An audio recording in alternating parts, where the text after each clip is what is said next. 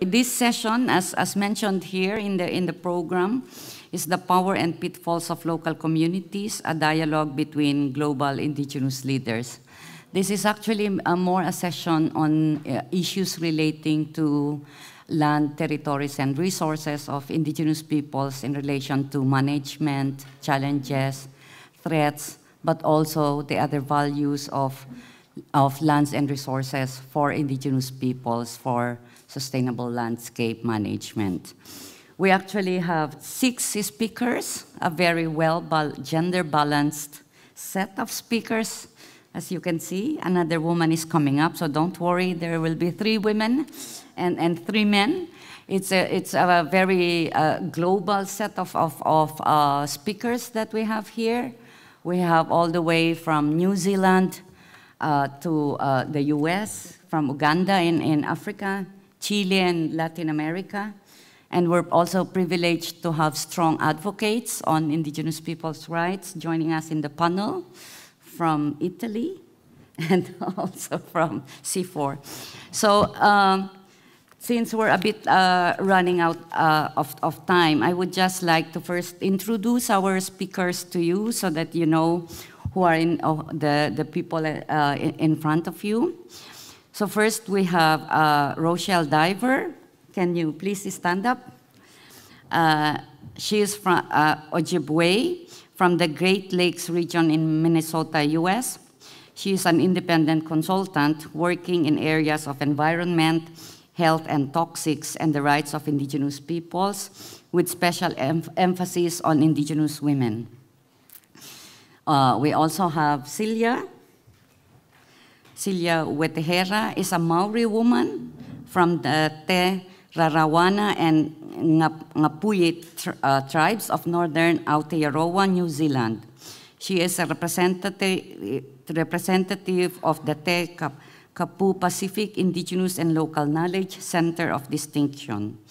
Over the last decade, she has worked with numerous indigenous communities in New Zealand, providing pathways to empower them to actively participate in the management of their resources using local indigenous knowledge systems.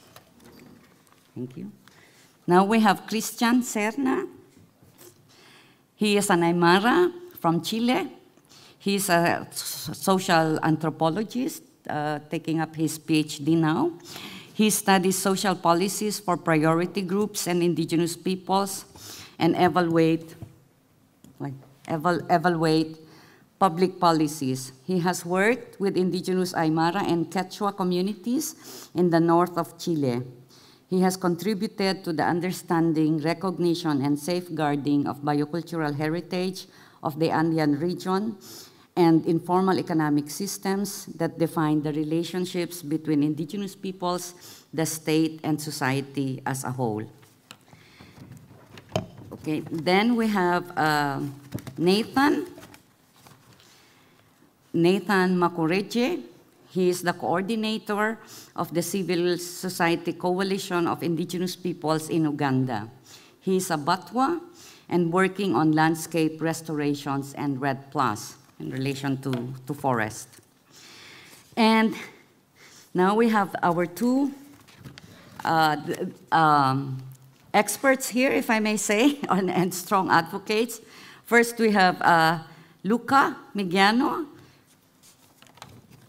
He is the, wait, you made some correction in your, he's the deputy manager of the Grow campaign under Oxfam Novib, which is the the Dutch branch of the international NGO.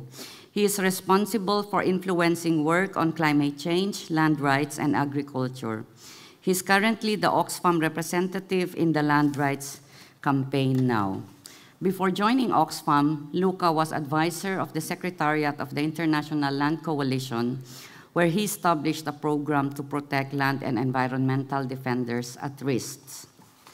And last but not the least, we're very privileged to have a scientist with us, Anne Larson. She's the principal scientist at C4. She's the team leader for equity, gender, and tenure. She worked mainly on forest, governance, indigenous peoples, and gender. Now, the way we will proceed with this session is I'm going to ask our panelists a question and they will expound. After that, because we have 6, we will immediately open the floor for questions and comments from you, from the participants. And then we will wrap up with their concluding remarks. We hope we will have time to interact with you in this special session. This is the only session where it's dedicated on Indigenous peoples, but also to related issues that Indigenous peoples are facing in relation to landscapes. So I would like to first throw the question to Rochelle. So Rochelle, as you know, with your long experience and even centuries of experience in water management in the Great Lakes in Minnesota, what are the challenges that you are facing now to sustain your sustainable practices of water landscape management? Thank you, Joan, and good morning to everyone. Bonjour, Anin. I greet you in my language. I'm so happy to be here today and to be able to talk to you about the traditional homelands that I come from and the severe threats that we're under. We are faced with a number of different threats that are set to contaminate our water, our lands, and our natural resources. Minnesota is the land of 10,000 lakes. It's some of the most beautiful, untouched land in all of the United States, in our northern corner of the boundary waters. Our lands and waters are in serious danger of becoming contaminated to the point where it's beyond repair. So this is an urgent call that I'm bringing to you today. I'll focus on 3 major areas that are the threats that we're facing currently. First is the Enbridge pipeline. This is a pipeline that originates in Alberta, Canada, and carries the dirty and highly controversial tar sands oil. The pipeline has run through Minnesota and right under my nation of Fond du Lac since the early 50s. So this pipeline is old, it's aging, and it's corroding.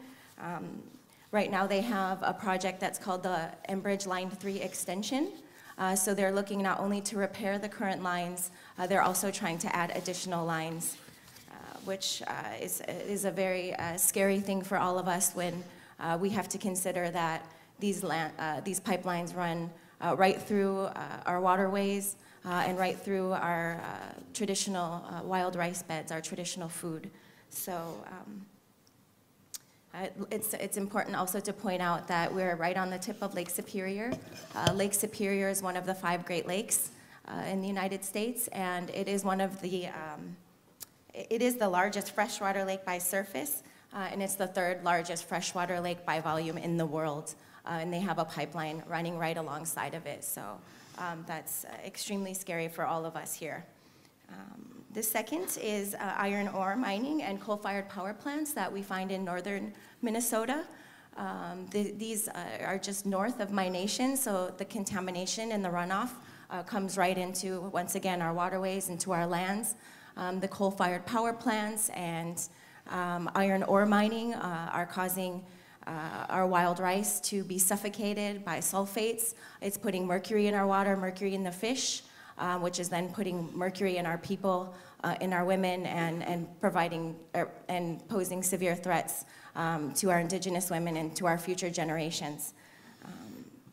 And finally, and this is the most severe, and this is where my call to action comes to all of you. It's the Boundary Waters area in northern Minnesota, near the border of Canada. This area has been protected. Some very strong protections were given under the Obama administration.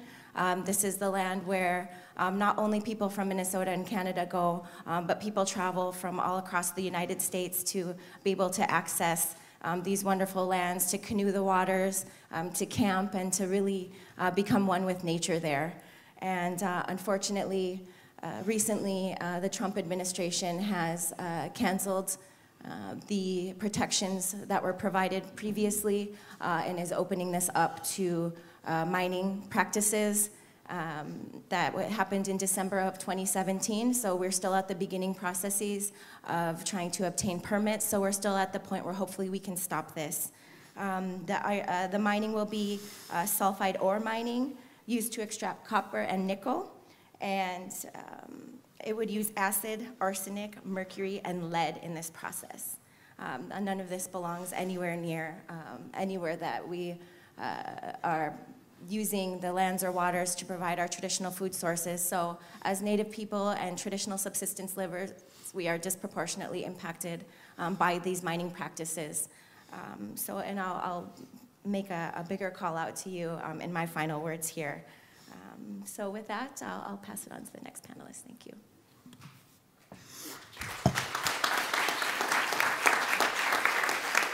Yeah, thank you, Rochelle.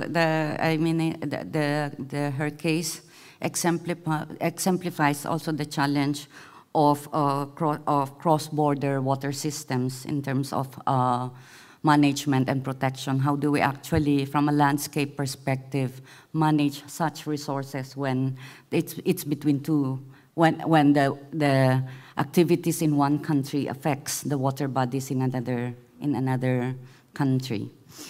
Now I would like to move on to Celia, based on your, because as mentioned earlier, Celia is working with the Indigenous Knowledge Distinction Center.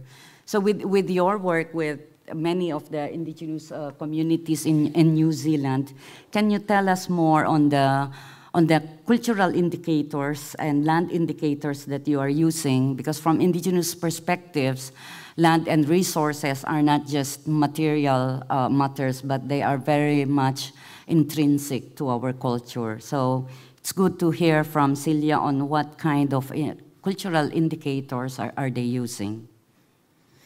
Kia ora koutou katoa, ngā mihi nui kia koutou. I'm just saying hello and greetings to you all in my native language, Māori from New Zealand. Some of the issues that we have in New Zealand related to environmental management, because the Pacific is made up of over 30,000 islands and we're an oceanic people, our ecosystem in New Zealand is extremely fragile. And this fragileness of our ecosystem makes it susceptible to invasive pest animals and weeds, and also to pathogens that can kill our native forests, and to invasive water species and marine species that can take over our natural habitat of our natural species. And our endemic, we have a lot of endemic species in New Zealand, both fauna and flora, and these are extremely susceptible to diseases and invasive species. So as an Indigenous people, we have unique ways of perceiving our natural environment. In Aotearoa, our Māori worldview is one where our relationship to the land, the ocean, and the resources within it are based on whakapapa, genealogy. We have a Māori proverb in New Zealand, ko te au te whenua, ko te whenua te au. I am the land is me. And with that, sort of gives you a sense of how we see ourselves in terms of the environment. We are not an owner of the environment, we are part of a whole. In Australia, the Aboriginal peoples and the Tieri Island peoples have lived on that land for over 60,000 years, and to them, when you walk on their land, you're walking on their ancestors, literally. So that's the relationship that we have with our land. And with that relationship comes responsibility to protect, restore and enhance the life force and the essence of our natural environment. We are the voice. When governing agencies come to talk to us about resource management, we start by talking about us as a people, about our culture and our health and our well-being. Then, if we decide we trust them, we might start talking about our resources. It's through our traditional ecological knowledge and our cultural practices based on generations of observation of our natural environment, that we have our own cultural monitoring and assessment techniques. These techniques have been adapted over generations and over time to suit today's environment, respecting our traditional knowledge. And this is our language of science, which we have created for us, by us. In Aotearoa, New Zealand, there has been a resurgence in Māori practicing the use of traditional ecological knowledge and creating cultural indicators to assess the state of our environment. Some of these key projects that we're working on that we have brought back and are using can deal with things like Kauri Dieback, which is a program that uses cultural health indicators to surveil as a surveillance and monitoring tool to take care of a pathogen that is killing our native forests in New Zealand. And this program is also looking at traditional medicines as a potential cure to these types of pathogens. And this is being piloted in 3 Indigenous communities where this pathogen is destroying our forest.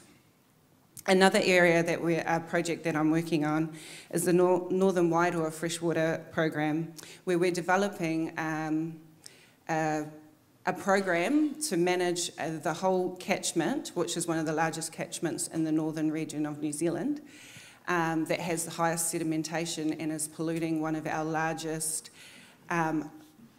harbours in Australasia, in creating habitats where we can no longer collect our our customary resources to sustain ourselves as a people. And this program is looking at it from a cultural way of understanding our environment and reconnecting ourselves as a people and looking at what values we have in this catchment and working together with all the communities along that catchment to clean up the health and well-being of that catchment. Some of the issues related to doing this is the fact that in New Zealand we're colonised, and this has meant that we've had been alienated from our lands and stopped from using our traditional practices of resource harvesting and things like that, which has really impacted on our ability to be us as a people, because when you get alienation from your land, you lose the ability to connect yourself to that land. And so through part of my work through using cultural health indicators and traditional knowledge is also reconnecting our people back to the land and giving them a sense of identity. Thank you.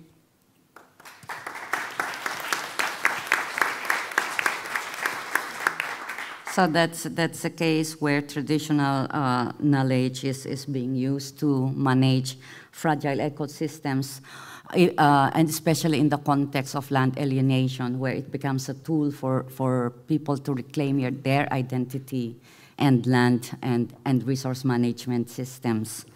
Now we move to Chile. Christian, you've been working a lot on biocultural heritage. So with your work, can you tell us more on the interlinkages of Indigenous peoples' rights and sustainable development, focusing on resource management? Yes. First of all, sorry for my English. I read about. In the Andes, assumed common scenario of pressure, this structure and negative impact of the relation to the general society and the state, establishing minimums or margins from non-dominant position for the indigenous, yes, which are reproduction in context of invisibility, assimilation positions, yes. But the indigenous have local knowledge associated with the biogeographical context, yes. And in this frame, in the northern Chile, we work about the reinforce, yes, and salvaguard of the territories and the customaries, yes, relate to the social organization, yes, and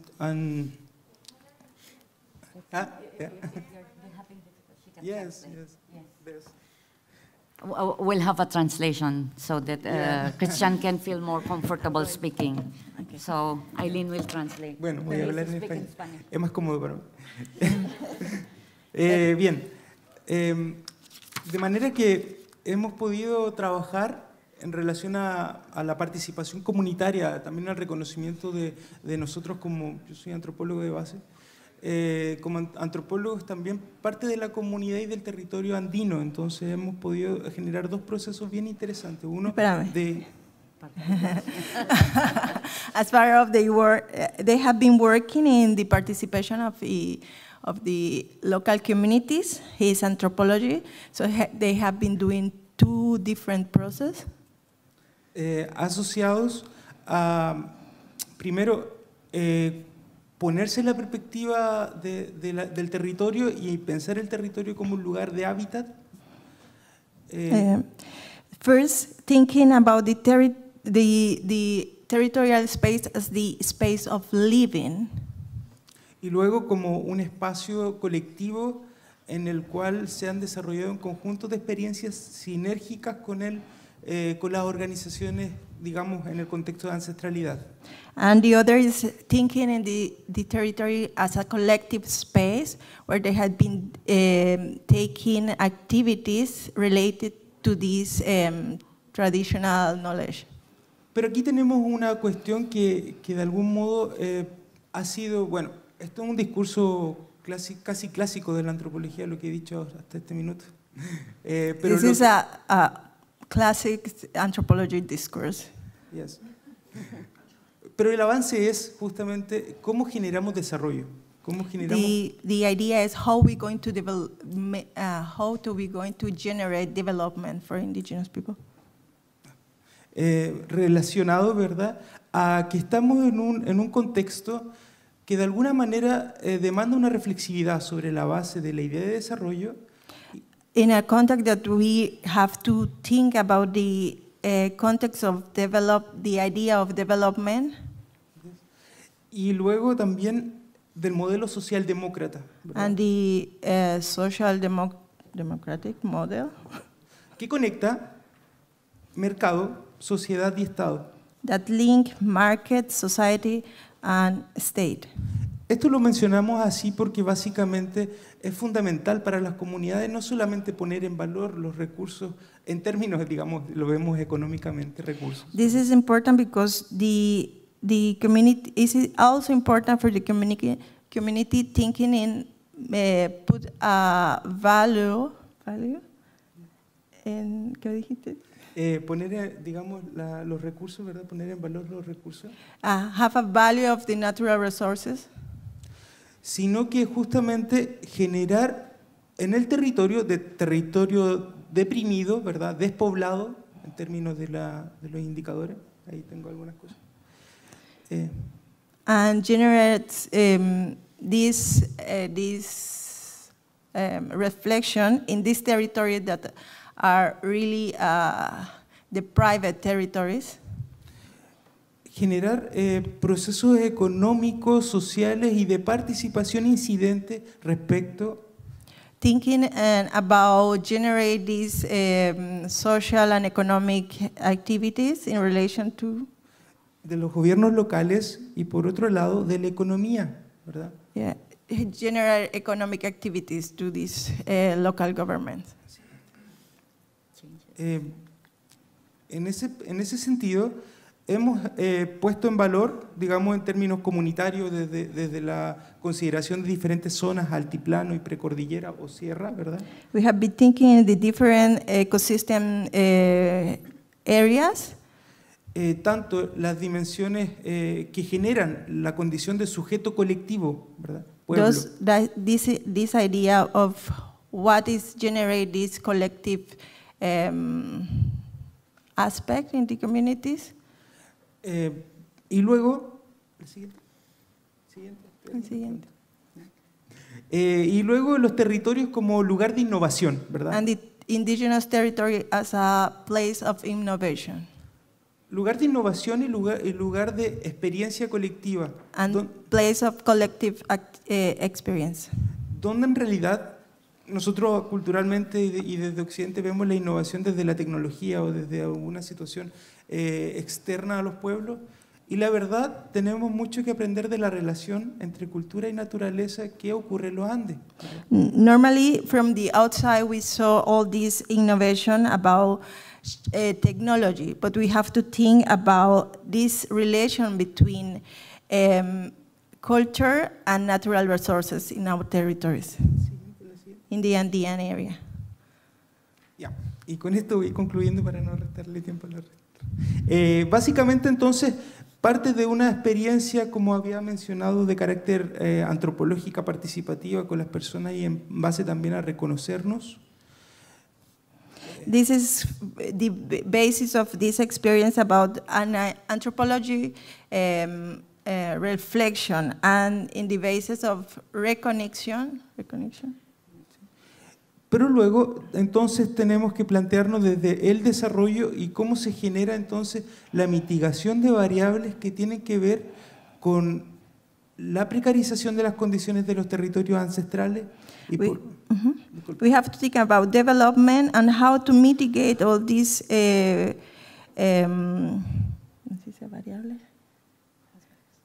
some aspect about the deprivation of the indigenous territories. Y por otro lado, generar un aprendizaje tanto a nivel comunitario e institucional And, and generate a learning in the community and in the institutions respecto de los derechos colectivos. in relation to the collective right of indigenous people. Eso, y el tema de entender entonces nuestra implementación de derechos colectivos en contexto de capitalismo. And understand our collective right in this capitalist context. Y que entonces implica también reconocer al capitalismo como desde su matriz sociocultural, que reconoce las condiciones individuales para relacionarse tanto con el Estado y entre nosotros. Entonces, and recognize the capitalism as a matrix of social cultural relationship, but in an individual vision. muy amables. Thank you very much. Yeah.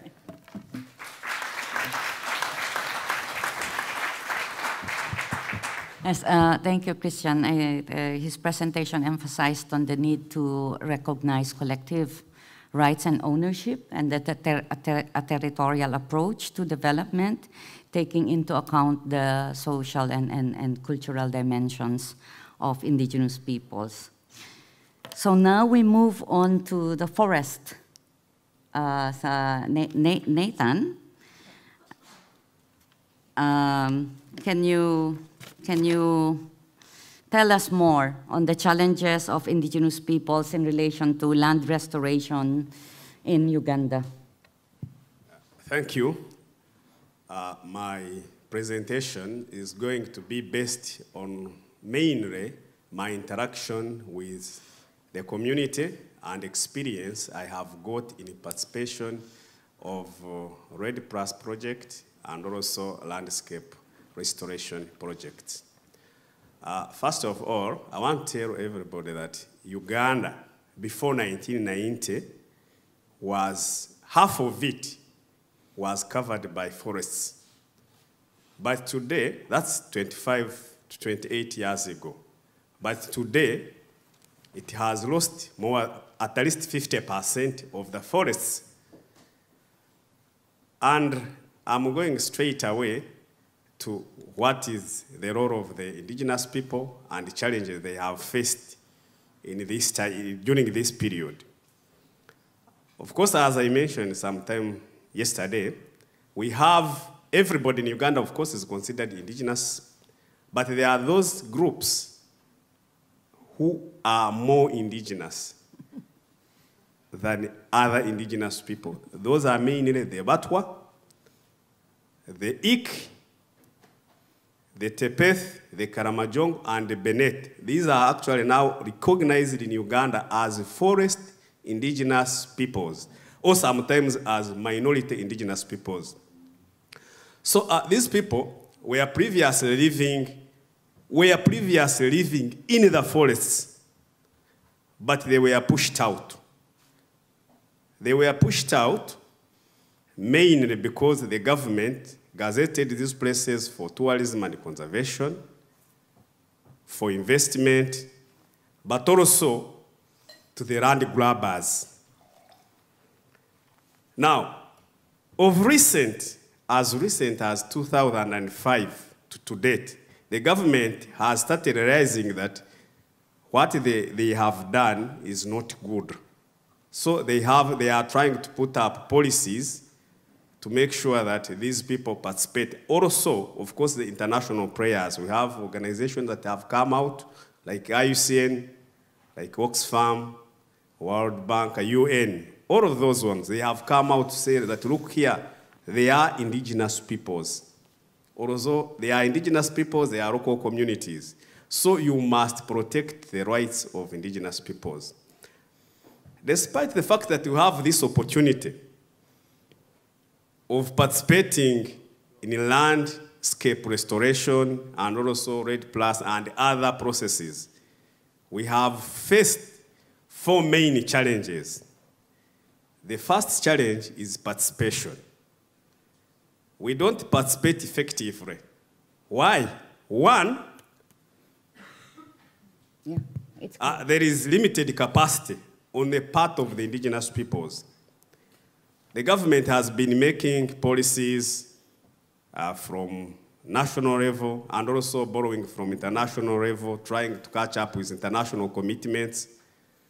But how will the ordinary indigenous person who has never gone to school, who is still relying on traditional knowledge, going to read the books, going to read to understand the technology, which is moving so fast, to catch up with these processes? So participation is a challenge. I'm one of the leaders of indigenous peoples, and I work for them. I know how these processes are demanding. So when we try to localize them down, we find that we don't easily fit. So participation has been a challenge. And there are other challenges, of course, within our societies, the way we perceive women, the way we perceive youth, and all of that. The other issue, I don't know, I can call it maybe trade and investment and globalization. We are getting, the government is encouraging foreign private investments to accelerate development. We want to catch up, we want infrastructure, we want everything, roads, schools, and all of that. But we must give in our resources, because these investors just don't come. So what happens is that they come for our lands, and they use modern technology, and they pay less attention to restoration. Of recent, we have one of the huge lake in Uganda. It's called Lake Victoria.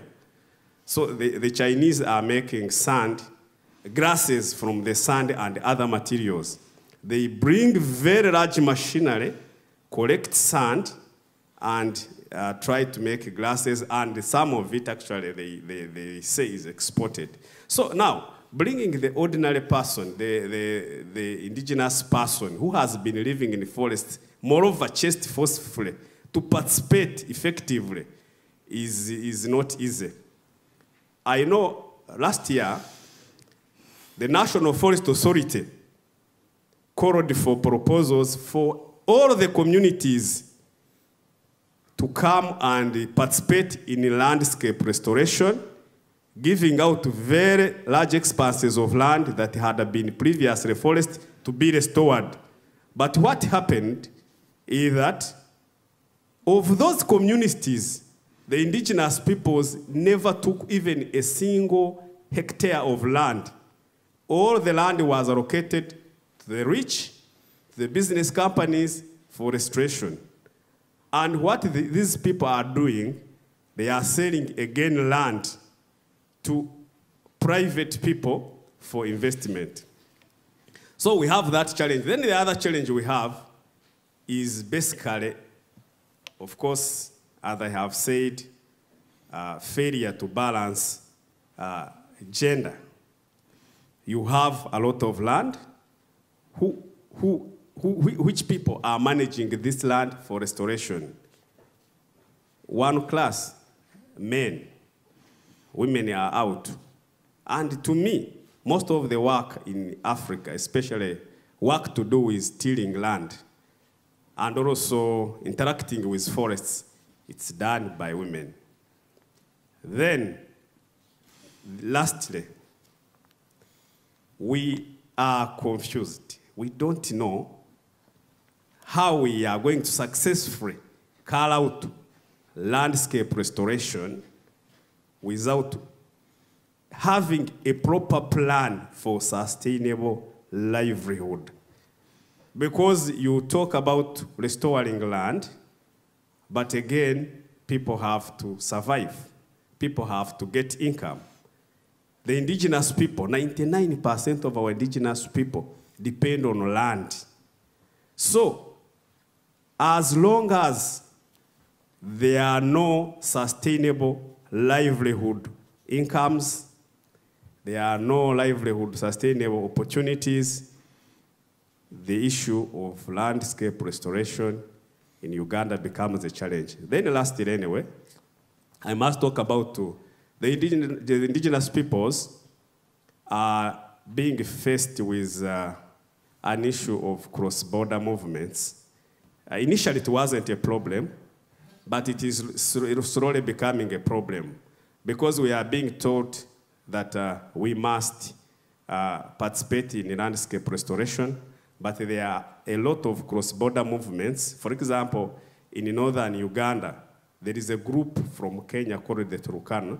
They come to Uganda with their large herds of cattle and goats.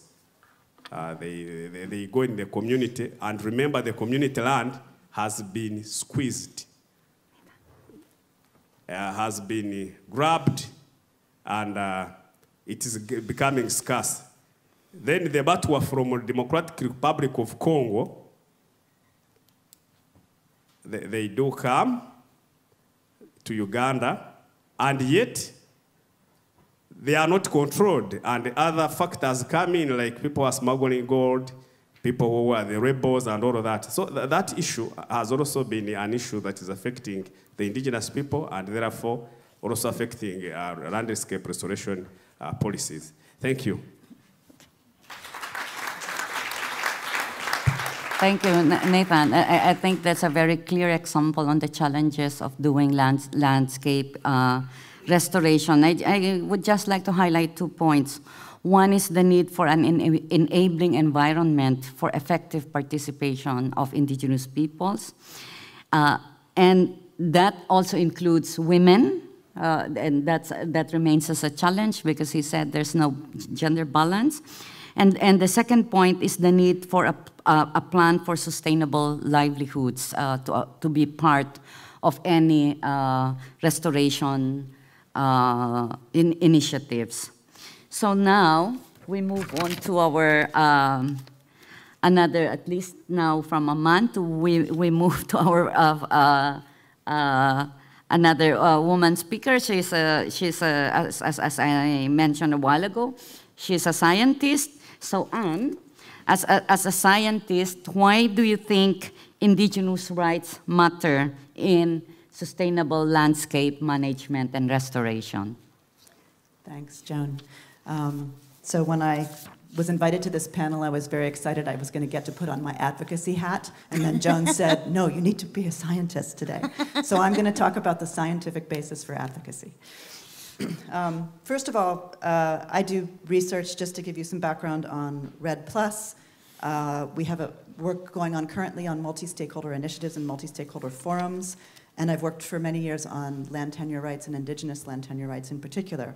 I haven't worked in North America or New Zealand. Most of my work is in Peru, Brazil, Colombia, Mexico, Indonesia, Ethiopia, Uganda. and elsewhere, mostly in Africa, Asia, and Latin America, and I'm based in Latin America. So first of all, I think one of the most important pieces of data that is tends to surprise everyone when they hear it. This is from Rights and Resources Initiative. 50% of the world's land outside of Antarctica is in the hands of indigenous people and local communities. That's an incredible amount of land. And I think that when I put that in a draft of a book chapter recently, and somebody said, where did this come from? And they didn't believe me. So that's a really important piece of data. And the other important piece of that, part of that is that only 10% of this is legally recognized. So right there, we've got a really important issue. Also, recent data from RRI, at least 1/3 of the carbon, if we want to talk about climate change, the carbon stored in tropical and subtropical forests is also on the lands of indigenous people and local communities that have not been legally recognized. So that's just an important foundation for everything else I'm going to say. On research we've done around RED and these initiatives coming into communities sort of to solve climate change, or these great ideas about what we should be doing to restore forests, et cetera. One of the things we found in our research is that the relationship to the community depends a lot on the past relationship that community members have had with organizations, projects, individuals, or the state coming into their communities. It's not like a clean slate and that outside experts come in with a brilliant new idea and we win over the communities and get to make these things happen on the ground. That's just not the way things happen. What we're really talking about is this sort of top-down initiative approach. And this is still preliminary data, but from what we've seen so far, it seems that the initiatives that really do take hold are the ones, first of all, that have a history and a relationship and build trust with communities. But they also go into communities with the humility of a learning approach, and not coming in with answers, but coming in with support, facilitation. And there's research around single loop, double loop, triple loop learning. It's new to me a bit, so I'm no expert on this, but single loop learning means you adjust your goals, and double loop means you adjust your questions, and triple loop means you adjust the way you think. And I think we all need to be thinking about partnering with indigenous peoples and local communities, coming to these communities with the idea of the triple loop learning, that we're all learning together. So that's also something coming out of our research. And another piece of this is around participation. A lot of the work around RED or climate change has been sort of pushing towards these ideas of jurisdictional approaches or landscape initiatives, multi-stakeholder processes, and all of these are building, they ought to be building at least, on a whole history of research and experience on participatory processes that's been going on for years. And sometimes I think we aren't, I said this yesterday, I don't think we're taking actually the lessons from the past to these new places. And there's a real difference between bringing someone to the table and bringing them to the table with the power to actually influence decisions. And so you want people at the table, but also the ability for them to be part of making the rules of the game. And that means undoing the institutions of inequality. And to undo the institutions of inequality, we have to go back to this question of securing rights, and especially the rights to land, territory, and resources. And just to talk a little bit further about that, from our research, sort of rights, I work a lot in Latin America where it's land titling, which is the way of securing rights. But it's really important to understand that the title or the legal security is not enough. It's often very important, but it's often not enough.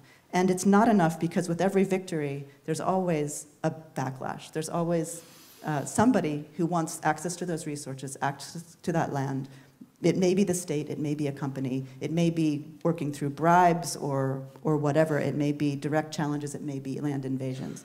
But there's always more to be done. And so the only way to really continue to defend rights is to not only recognize them legally, but also to build the social movements and the alliances and advocate for real rights and security for indigenous peoples.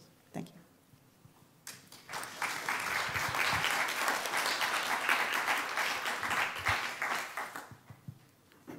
Yeah, so I think that also clearly demonstrates that in order to address the issue of inequality, we need to secure land rights for indigenous peoples to correct that social injustice.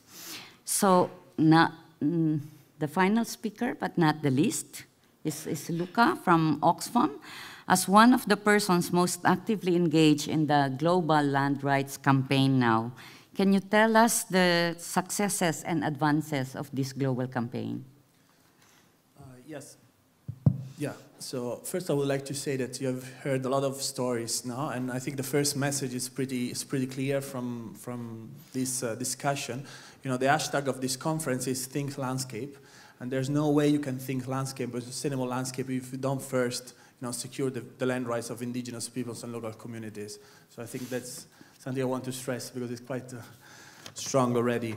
Yeah, I'm here to talk about the joint project Oxfam and many others have with indigenous peoples and local communities and research organization, which is called Land Rights Now, which is a campaign. You can go right now on the website landrightsnow.org. You can sign up and see what it is. Basically, a few years ago, a number of organizations, so the Rights and Resources Initiative, International Land Coalition, Oxfam, Asia Indigenous Peoples Pact, and many others, organized a number of conferences to give momentum and accelerate the recognition of indigenous and community land rights. And a number of initiatives came out of that, of those conferences. And one of these is Land Rights Now, which is a public campaign. So basically, it's a campaign to speak to everybody, to speak to your sister, your friends, your neighbors in the north, in the south. And it's basically trying to answer a question. So Anne talked about this massive tenure crisis. Not 50% of the land of the world managed by indigenous peoples and local communities, and just 10% recognized as owned by them. So how can you address them? And the answer was, you know, there's a lack of political will. It's, you know, political will is like, it's kind of a black box concept, no? We always use it. Even yesterday, I heard many speakers saying, you know, we have to get politicians, we have to change the agendas. But how can you do that? So the way we tried to answer that was, you know, you create political will if you create political pressure, and you create political pressure if you mobilize, you know, if you have solid science, and we have it, there's solid research, and if you can mobilize, you know, the constituencies, so indigenous peoples and local communities, but also all the others that can support these right holders. So, and these are, you know, active citizens or, you know, the urban middle class students. So those that can help moving a bit of votes, a bit of pressure, and things like that. And the other important point was to try to put on the table a different narrative. So that's why conferences like this one are really important, huh? Because these are places where you can actually shape and contribute to create a different narrative. You know, and you know, for us it was really important to say that indigenous peoples and community land rights were at the center of sustainable development. So what basically this translated into, and now there are 800 organizations and communities that have joined this campaign, is a public campaign, is an alliance campaign. We use, there's a Land Rights Now logo, you can download it, everybody can use it, as long as it contributes to the goals. And we basically do two things. The first one is we support national campaigns by indigenous peoples or, you know, civil society organizations that for some reason are not able to or not willing to get capacity on running international campaigns. Or it may be, you know, a research institute or a land organization that, you know, don't know how to do campaigns or digital campaigns. Or even big organizations like Oxfam, we cannot campaign every year on land, so it's useful for us to, you know, to follow our cases and our partners across the years. And we have supported so far in 2 years seven campaigns, national campaigns. And then the other things we did is weeks of action. We did 3 global weeks of action. The first one was around the Indigenous Peoples Day. The second one was around the Earth Day last year, and the last one a few weeks ago around the World Food Day. And it's about, we organized like 147 events across the globe, some small, some bigger. And the purpose was always to support the national campaigns or the local influences strategies of indigenous peoples and local communities. So not just to make noise, but try to connect with decision makers and try to get an impact. So among these campaigns, we have, of course, successes. We are still following up on many of them. It's a long process. You know, some of these struggles have gone on for centuries. The best example, the most successful case is the recent one in Liberia, where there was a discussion of very important Land Rights Act. As you may know, Liberia is one of the most affected countries by land grabbing. It's 20% of the land in Liberia is already sold to foreign investors without counting the national investors and without counting the small investment, just more than 200 hectares. A lot of conflicts, and there were a discussion in the parliament about Land Rights Act and the extent to which was supportive or not of community land rights. And as you know, this year, the president of Liberia elected was quite an international person because he's a former football player. So we did an international campaign, which worked very well in Europe, for example, and in West Africa in general, because George Weah is quite famous. And then at the end, supporting the civil society working group on land rights, we managed to have the Pro-Community Land Rights Act. Of course, it's just a step, it's nothing, it's just a law, and then you need implementation and everything, but of course it was very successful, and we are very happy about that. I just want to say something to close, why Oxfam is doing this. So, the campaign is steered by an advisory board where there are indigenous people, activists, or experts, and we are very proud of this campaign because we basically, Oxfam does two big things now. It's we fight what we consider the two biggest challenges of our time, which are climate change and inequality. And there are very few topics like indigenous and community land rights which are really at the cornerstone of both. So for us, it's like catching two things with just one shot. And to do that, you cannot do it by yourself, and you do it through alliances. And we are very proud of Land Rights Now and the fact that indigenous peoples representatives and organizations are leading it with us. And we hope we will grow. And we have campaigns planned for 2019. 3 national campaigns already in the plans. So if you want to join, because this is a campaign for individual supporters, so you actually can sign petitions, do actions. So you have to go to the websites, register yourself, and then you receive your actions.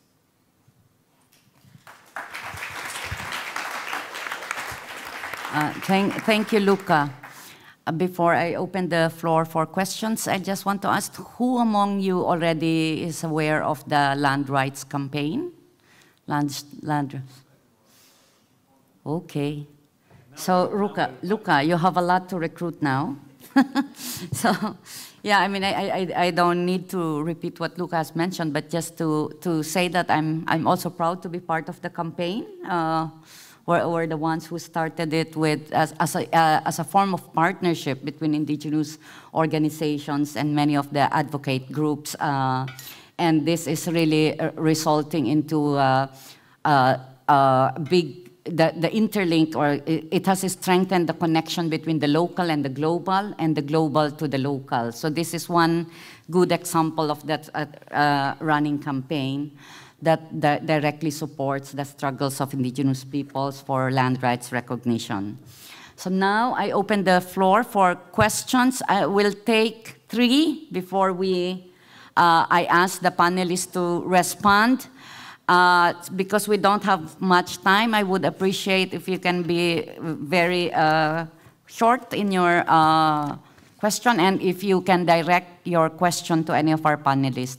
I see here one, the one at the back, and here. So you'll be the 3. Yes. Thank you very much. Firstly, I want to say thank you very much for sharing with us. It's very inspiring and motivating at the same time. To be short, I have 2 questions. One, especially according to Chile, you talked about, you want to, in Spanish or in English? Okay, maybe I can translate it. Yeah. Sí, hablando de desarrollo en Chile, hablando de cómo la dificultad entre la sociedad, las indígenas y el desarrollo capitalista. ¿Qué problemas dentro de la comunidad, qué son los desafíos dentro de la comunidad entre la gente que quiere eso, vivir cada día y que se ve obligada a, capaz, salir de la comunidad y hacer otro tipo de trabajo que capaz hasta podría ser extractivista o por lo menos salir de la comunidad. ¿Qué dificultades hay, digamos, dentro de la comunidad? So I asked what the difficulties are within the community when it comes to the problem of, development and what is development within that community, and how the difficulties within the community itself are in that place. And then the second question is, we talk about 50% of indigenous and communities, 50% of the land is owned by them. And I'm very happy to hear all the indigenous talks, but I'm a little bit worried about what are the other communities, what does determine an indigenous person, because there are a lot of, for example, Afro-descendant communities in Latin America that don't have the rights of indigenous people. And I was wondering, actually, in all of them, how do you deal with that? Do you deal with that? And when should that be a part of the discussion? Thank you. Okay, the one at the back and then the...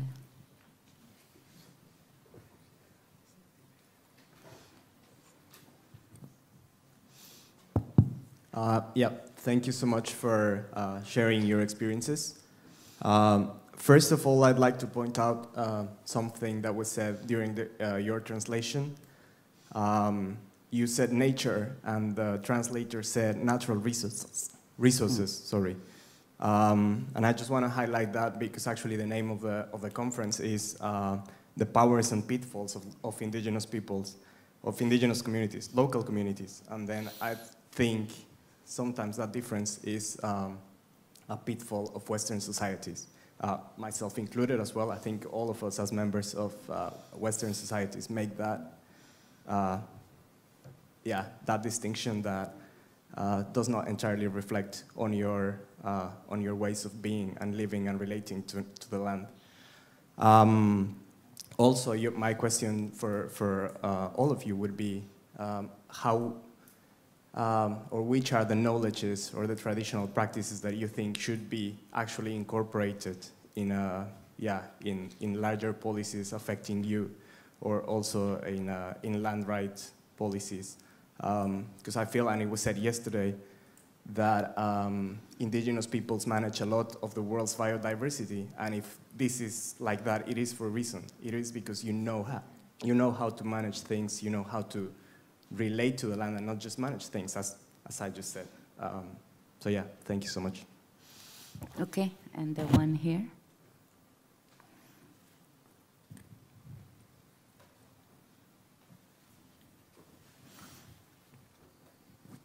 Good morning.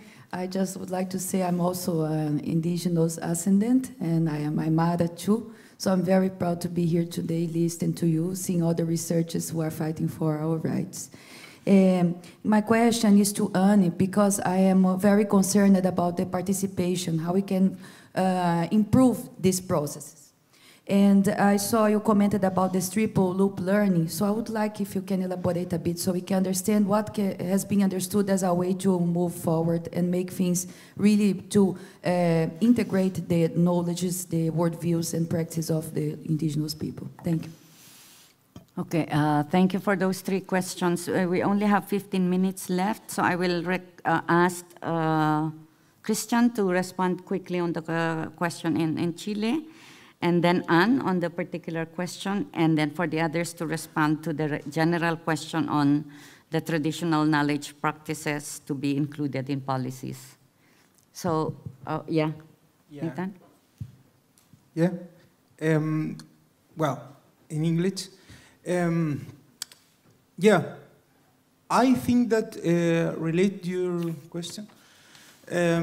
We need to think about public God, private God, relate to the how we can think about planning process in the communities. Yes, communities as not as an imaginary communities, as Malinowski and Mead about we we go to the communities.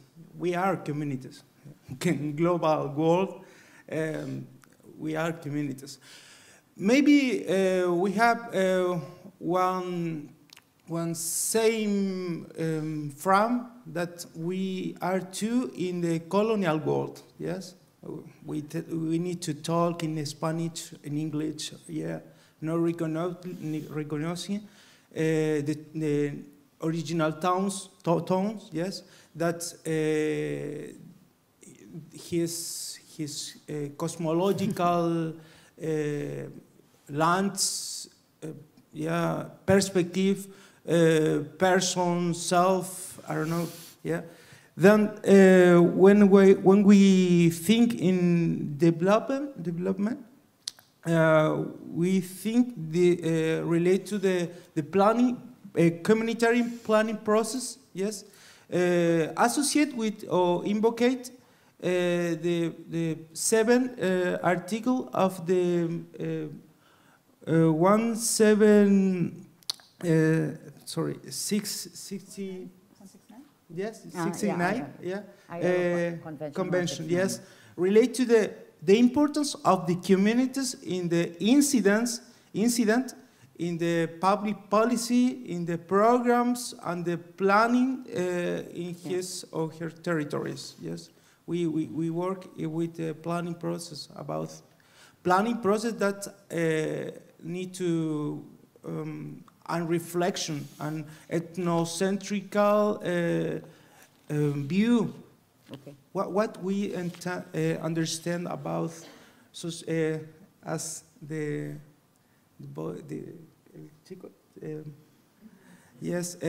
nature or natural resource. Yes, is different. Yeah. Okay. Okay, maybe Anne. Okay. Yeah. So as I said, I'm not an expert on these different kinds of loop learning. I've just been kind of learning about it a bit myself. But I think that and again, this research is still in process, but one of the people working with me on this, I don't think he's in the room right now, but there he is in the back there, Juan Pablo,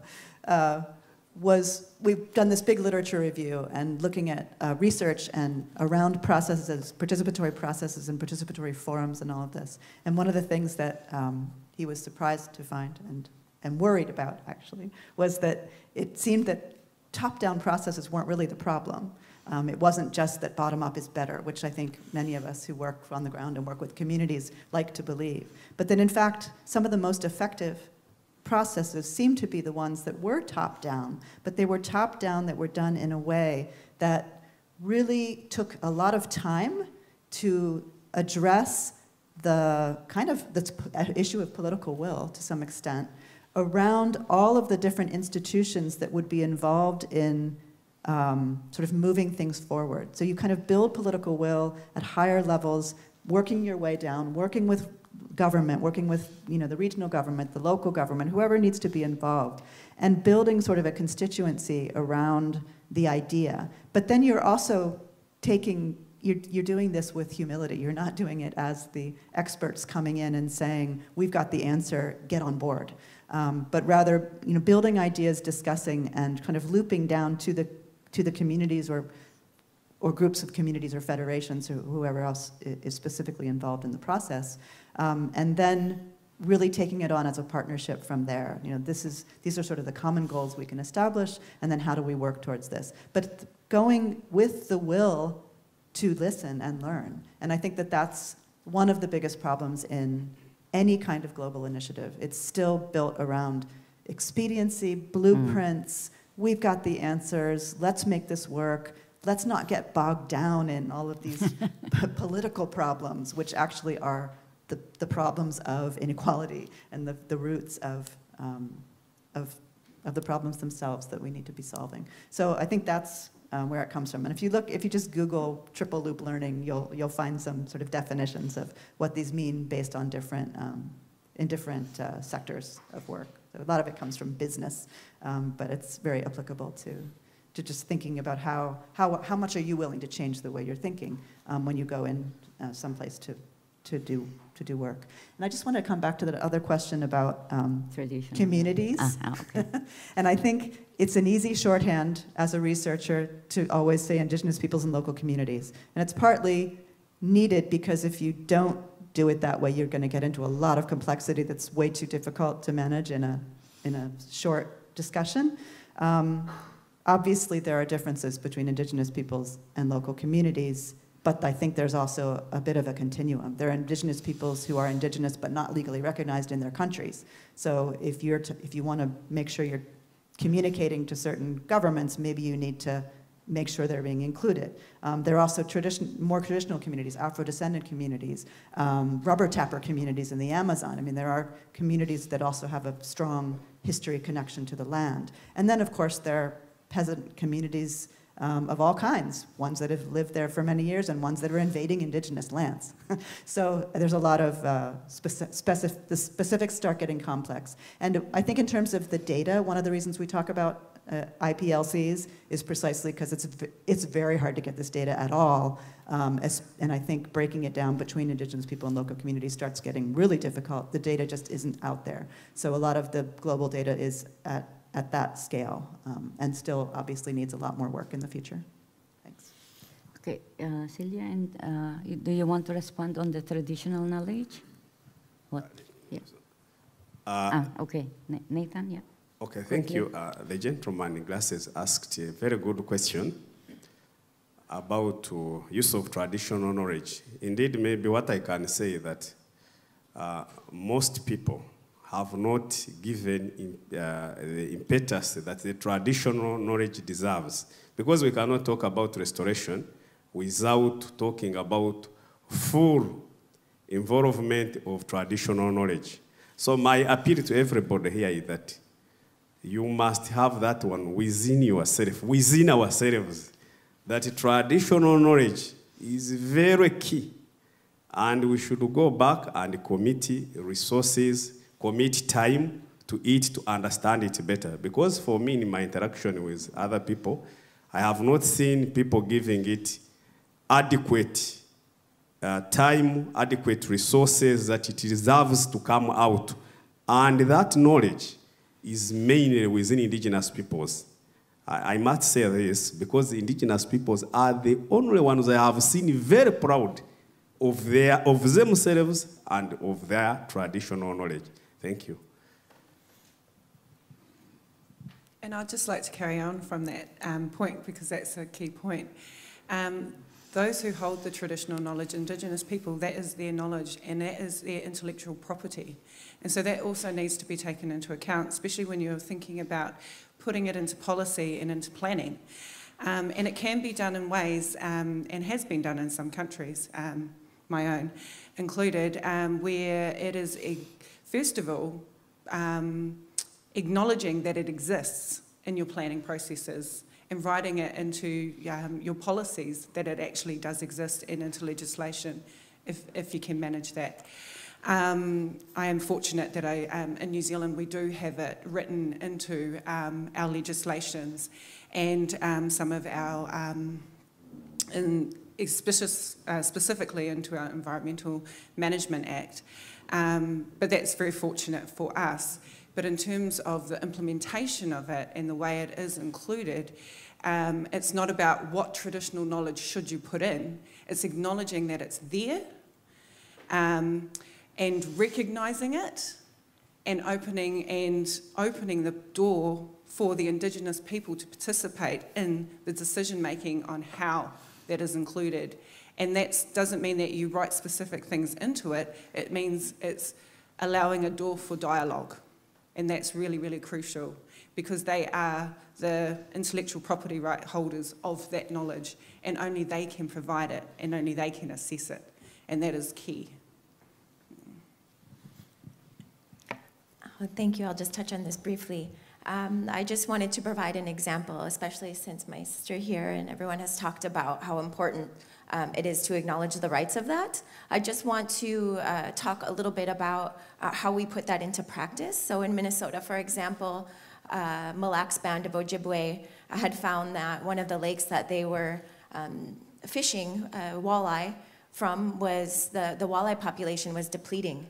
So through their own processes in Natural Resource Department and using traditional knowledge, they decided to stop fishing that. And they set a plan for how long they would adhere from fishing and to be able to watch and see how the populations replenish themselves. And also for maple syrup being one of our traditional practices, there's no way to have that knowledge written down. We learn from the land, we listen to the land, and that's how we know when we are able to begin the maple syruping process, when it's time to tap, when that process is over. That's specifically about feeling and listening to the land and the current status of it. So it's really hard to share that with others. So I would just encourage you to work with your neighboring Indigenous communities and really listen to the elders and listen to the people who are living that life every day and what they have to say and really taking that to heart. And just really quickly, I want to just touch on what you said about Indigenous peoples' rights and some Indigenous peoples not having them. The problem is just like human rights. These rights are not rights that can be given or taken away. These rights are either upheld or they're violated. So really what's happening around the world is most Indigenous people's rights are just flat out being violated. I just wanted to make that one point. Thanks. Luca, final word? We only have 1 minute. Okay? No, they answered so well. Everything. Okay. I wish we can take more comments or questions from the floor, but unfortunately, it's already. Is my time right? Huh? Yeah. So the time is up. But we have our booth. The Indigenous Peoples Major Group has a booth up, so you can still interact with our colleagues here and also others. And then we'll also have a learning session this afternoon. But just to close this session, as you've heard from our speakers, Indigenous peoples really have a very rich knowledge, but also are facing serious challenges in relation to our stewardship of landscapes. And just to say that, again, to emphasize the point that the remaining biodiversity of the world, 80% of it are in indigenous territories. And forests managed by indigenous peoples are better managed than those managed by state. So this clearly demonstrates that we are the stewards of our environment and our ecosystems. And we need thereby to protect these stewards, our rights, our security on our lands, territories, and resources so that we can sustain this. We can sustain the way we manage our landscapes in a sustainable way. The other point is also that we need effective partnerships and participation of indigenous peoples. And this is also partnership that is open to work with different groups, scientists, academics, states, and other development actors to really work together along a rights-based approach to landscape management, together with tools, cultural indicators, and tools for monitoring that is participatory. It's been shared clearly that there's a lot to learn from each other, and we can do this by getting together, getting our acts together, and collaborating towards the protection of our landscapes. And finally, just a stress that we need to ensure that women are also in the center of all of these initiatives and efforts, because without women, we will not achieve sustainable management of resources. So thank you. And please, let's give a round of applause again to our speakers.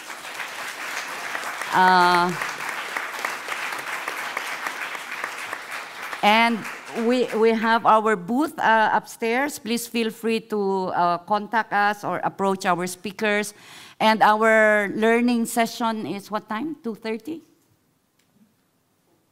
Is it 4? We will have a learning session at 4. So again, you're welcome. Thank you.